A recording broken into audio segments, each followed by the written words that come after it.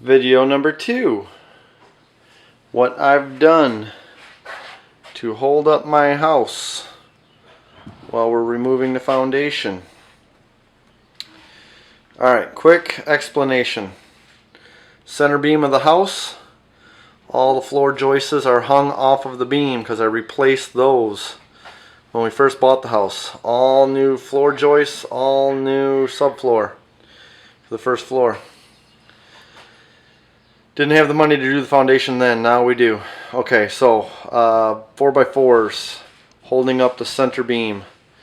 Diagonal bracing at 4 different locations to hold the house from falling to one side or the other. And then I have a bearing wall running perpendicular to the floor joists on either side of the house with a header system cantilevering out. As you can see there's no wall.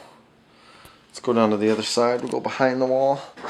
I built everything back so that I got room to work. Oh, here's what the wall looks like. Somebody came in originally and put in some steel support columns and tried to minimize or prevent any more bowing.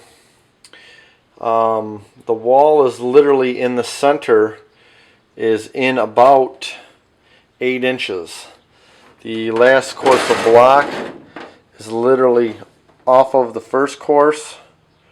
Not the last, the second course is off the first course and is barely sitting on the footing in some areas that I've checked. So they did a waterproofing system, which is going to make my job much easier because that means the perimeter of the floor system has already been jackhammered up. So yeah, we were looking at the wall. So this is my header system. It's 8 foot long and it cantilevers out about 2 feet. I did that so that I could run bearing all the way out to the end of the wall and keep it back far enough that I could still work through there. I've already taken the liberty of blowing this corner out to see how everything is going to hold up, and until I got to the corner I didn't have any drop. After I knocked out the actual corner, I dropped about 1/4 inch in that corner. The house is balloon framed, so it's 2-story, as you've probably seen if you watched the other video. Now I did sheet in 3 different spots on each one of these walls. I did sheet the wall and nailed it off very well to keep the house from going front to back, and then like I said, I got the diagonal bracing to keep it from going side to side.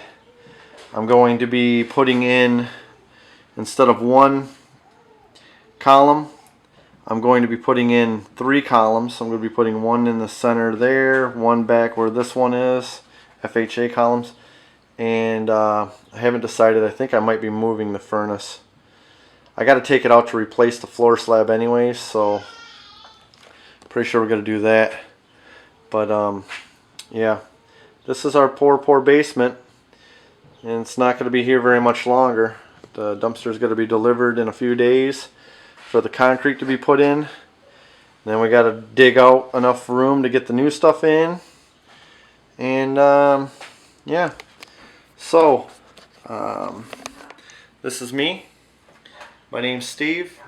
I don't wear a shirt a lot because it's July and it's hot and I've been working all day. So I'm going to try to keep my progress here listed so everybody knows. I hope the house stays up. We're doing this all ourselves with cash as a family, which means that I'm doing basically everything myself. I am looking at contracting out the floor to some